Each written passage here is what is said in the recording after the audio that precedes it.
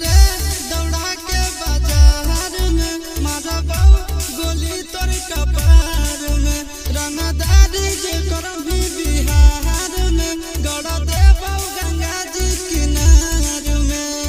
इतना मार पड़तो ना बेटा बेटा रे दौड़ा के बाजार में मारबो गोली तोर कपार में रंगदारी जे करम भी बिहार में गड़ देबो गंगा जी किनार में। कहो चिंटू आशीष के कारण सुनाबो बेटा सब गोली मारबो त एगो गिनबो तोरा बाप के न तोरा दादा के चिन्हबो बेटा सब गोली मारबो त एगो गिनबो।